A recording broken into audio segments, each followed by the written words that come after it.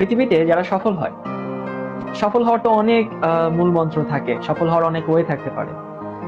তো সফলতার একটা বড় উপায় হচ্ছে যারা আশেপাশের বিভিন্ন ঘটনার দায়কে নিজের কাঁধে নিতে পারে, তাদের সফল হওয়ার চান্সেস অনেক বেশি। এখন প্রশ্ন আসতে পারে, ভাইয়া আশেপাশের দায়কে নিজের কাঁধে নেওয়া মানে আসলে কি? আশেপাশের দায়কে নিজের কাঁধে নেওয়া মানে ফার্স্টে তোমার বাসায় এখন ইলেকট্রিসিটি নেই, ফার্স্ট ধরো যে নাই, তুমি বলতেই পারো যে ভাই আমার বাসায় কারেন্ট নেই, আমি আজকে পড়বো না, আমার এখন ভালো লাগছে না, আমি পড়বো না। তাহলে তুমি কিন্তু দায়টা নিজের উপরে নিলা না। তোমার বাসায় কারেন্ট নেই, সেইটাকে তুমি মেনে নিয়ে যদি নিজে এখন পড়াশোনা শুরু করো, তো কারেন্ট নাই এইটা একটা এক্সকিউজ, ঠিক আছে, কিন্তু আমি সেটাকে নিজের কাঁধে নিলাম, ওকে কারেন্ট নাই, আমাকে একটু অন্ধকারেই পড়তে হবে, অন্ধকারে ক্লাসটা করতে হবে, একটু মোমবাতি ধরে তুমি ক্লাস করো, বা তোমার বাসায় যদি অন্য কোনো চার্জার লাইট থাকে সেটা দিয়ে তুমি ক্লাস করতে পারো। তো এটা হচ্ছে একটা ফ্যাক্ট যে আশেপাশের দায়কে নিজের উপরে নেওয়া। অথবা ধরো তোমার পাশে তোমার একটা বন্ধু আছে যার ফ্যামিলি থেকে তাকে প্রচুর সাপোর্ট দেয়, তাদের ফ্যামিলি ধরো অনেক সলভেন্ট, তার জন্য অনেক ভালো টিচার রাখতে পারে, তার জন্য অনেক বাসায় টিচার রাখছে, এরকম কিন্তু হতে পারে। কিন্তু তোমার ফ্যামিলিতে ধরো সেই সামর্থ্য নাই, সবার ফ্যামিলিতে থাকে না।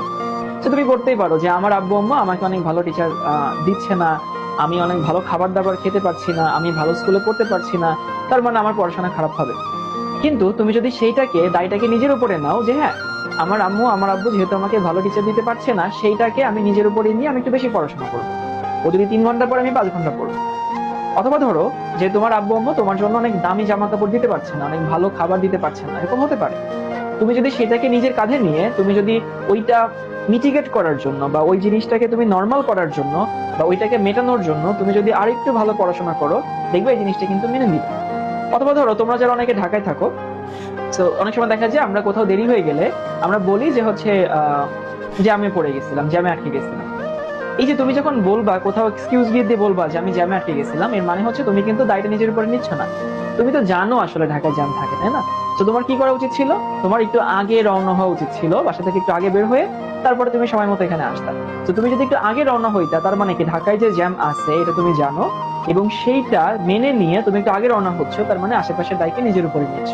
তো এটা একটু মনে রাখবা যে লাইফে যারা শাইন করে, এখানে ম্যাক্সিমাম মানুষ এবং বিভিন্ন প্রতিবন্ধকতা আমাদের থাকে, বিভিন্ন লিমিটেশন থাকে, এইগুলো কিন্তু আমরা আমাদের হাতে থাকে না আর কি। So আমরা পরিশ্রম দিয়ে ওইটাকে আসলে মিটিগেট করতে পারি।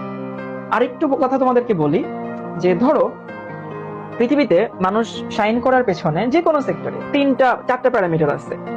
এই 4টা প্যারামিটারের মাধ্যমে মানুষ লাইফে সফল হয় যে কোনো সেক্টরে। একটা হচ্ছে তার মেধা, কিছু মানুষ বাইবর্ন অনেক মেধাবী থাকে। তার পরিশ্রম, পরিশ্রম দিয়ে মানুষ লাইফে শাইন করতে পারে। এরপরে হচ্ছে তার সারাউন্ডিংস বা পরিবেশ, সে কেমন পরিবেশে বড় উঠছে, আশেপাশের মানুষগুলো কেমন, এবং তার ভাগ্য বা সৃষ্টিকর্তার তার উপরে যে রহমত সেইটা। এই 4টা জিনিস একটা মানুষ আসলে লাইফে সফল হওয়ার জন্য দরকার। কারণ কিছু কিছু মানুষ আছে বাই বর্ন অনেক মেধাবী, সবাই হয়তো মেধাবী না। আবার কিছু মানুষ অনেক ভালো পরিবেশ পায়, কারণ তার ফ্যামিলি অনেক ভালো সলভেন্ট ফ্যামিলি, ভালো পরিবেশ পাচ্ছে, দূষিত পরিবেশ না, সে ভালো টিচার রাখতে পারছে, এমন হতে পারে। কারণ ভাগ্য খুব ভালো, অল্প পরিশ্রম করেও সে ভালো করতে পারছে। কারণ হচ্ছে আহ কারণ তার ভাগ্য ভালো, ফরসে তার উপরে আল্লাহর রহমত আছে, অনেকের দোয়া আছে। এখন আমাকে একটু বলো তো, এই 4টা প্যারামিটারের মধ্যে একটা মানুষের হাতে কোনটা আছে? বা ধরো আমি যদি হই, তাহলে আমার হাতে আসলে কোনটা আছে? প্রথমটা নিশ্চয়ই আমার হাতে নাই। কারণ আমি মেধা, কতটুকু মেধা আমার আছে এটা আমি কখনোই চেঞ্জ করতে পারবো না। আমি বাইবর্ন যতটুকু মেধা নিয়ে জন্মাইছি ওইটাই আমার।